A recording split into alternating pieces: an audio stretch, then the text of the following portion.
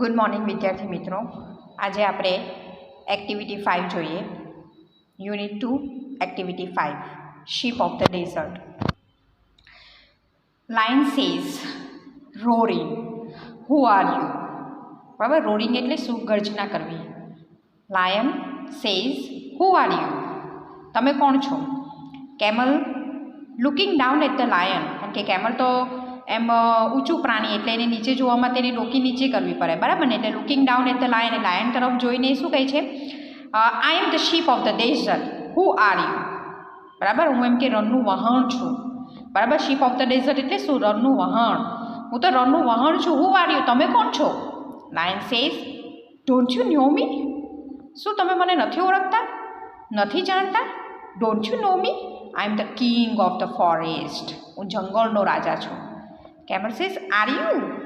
O I see, તું છે. Oh I C.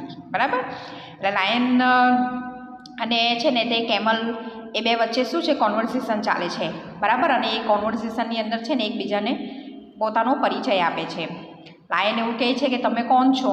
એટલે કેમલ કે આમ the ship of the desert, હું રણનું વાહન છું.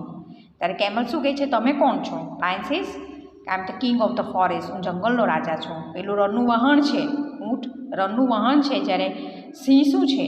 તો કે જંગલનો રાજા છે. Camel says are you. Oh I see. બરાબર, ચાલો આગળ. Lion says you call yourself the ship of the desert, how can you be ship? You are an animal. બરાબર, શું કહે છે? યુ કોલ યોર સેલ્ફ એટલે કે તું તારી જાતને એમ કે રણનું વહન કહે છે. યુ કોલ યોર સેલ્ફ એટલે તું તારી જાતને રણનું વહન કહે છે. How can you be a ship, તું એક વહણ કેવી રીતે બની શકે? યુ આર એન એનિમલ, તું તો એક પ્રાણી છે.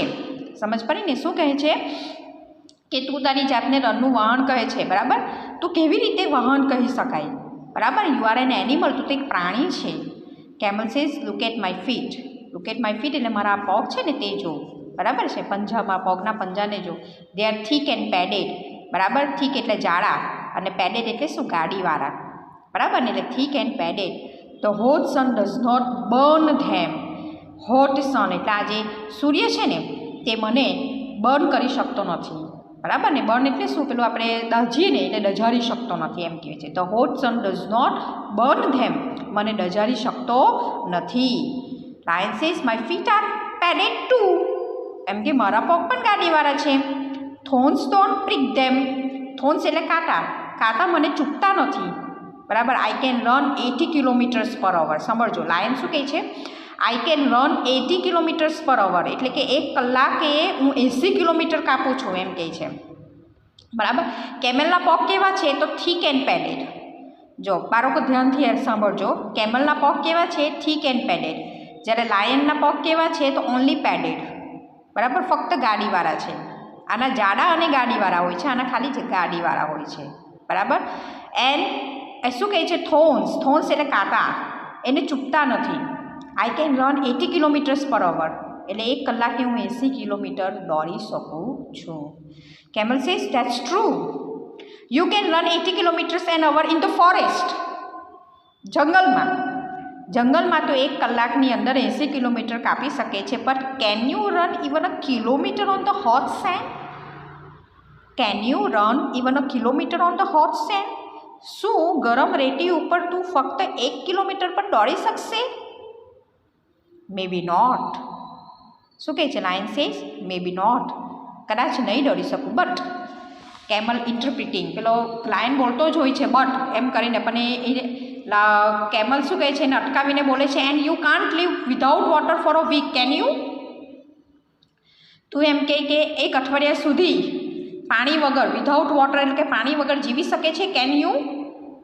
Lion says no I can't, હું જીવી શકું નહીં. I need water every day, મને રોજ પાણી જોઈએ છે. But don't tell me can you do without water, પણ તું એવું નહીં કહે કે તું વોટર વગર જીવી શકે છે. Camel says yes I can, હું જીવી શકું છું.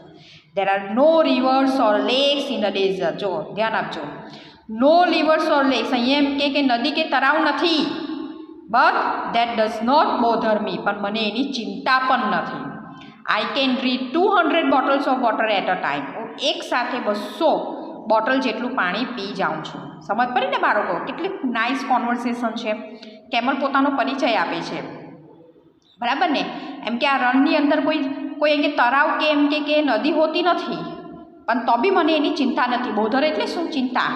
તો બી મને એની કોઈ ચિંતા નથી. I can drink 200 bottles of water. અને જ્યારે પાણી મળે ને ત્યારે 200 બોટલ જેટલું પાણી એકસાથે પી જાય છે. Lion says really you must have a big stomach. Stomach એટલે શું? પેટ. બરાબર, તો તારી પાસે તો બહુ મોટું પેટ હશે. કેમલ સેઝ પ્રાઉડલી, એકદમ આમ ગર્વથી, yes I have a big stomach. I can store water for a week. હું અઠવાડિયા સુધી પાણીને સ્ટોર કરું છું. I can store food for 2 weeks.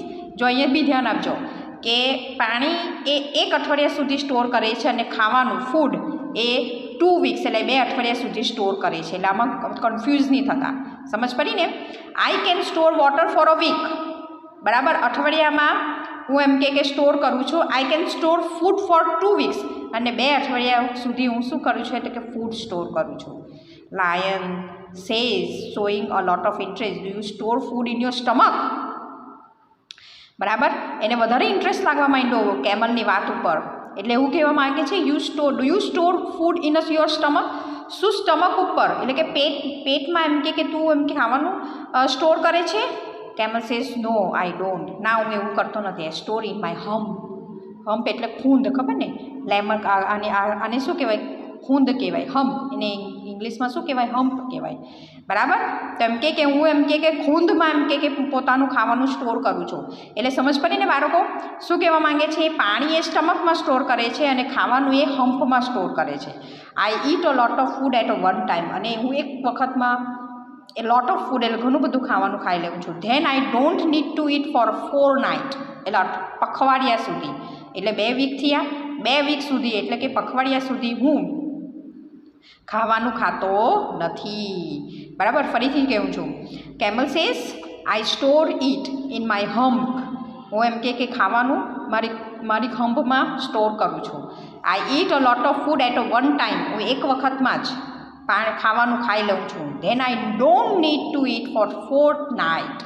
પખવાડિયા સુધી, બરાબર ને? મને એની જરૂર પડતી નથી, હું ખાતો નથી. Lion says that's interesting but what do you ઈટ?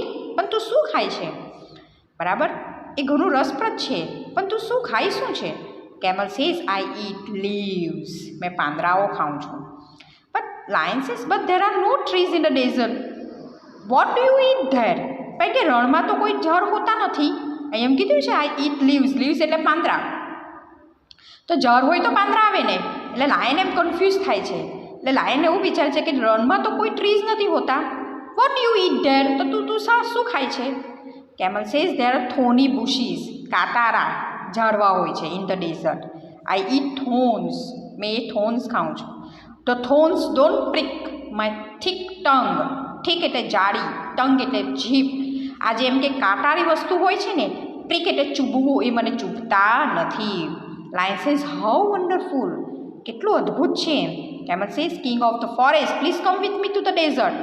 બરાબર, કેમલ કે એ જંગલનો રાજા, તું મારી સાથે ડેઝર્ટ ચાલ, રણમાં ચાલ. Lion says no please I can't walk on burning sand. એમ કે ના હું નહીં આવવાનો. મારાથી એમ કે આ ગરમ બર્નિંગ સેન્ડ પર ચલાશે નહીં. I can't store food. હું એમ કે ખાવાનું પણ સ્ટોર નથી કરી શકતો. એન્ડ વોટર અને પાણી પણ નહીં. I can't eat thorns. મેં કાંટા પણ નથી ખાઈ શકતો.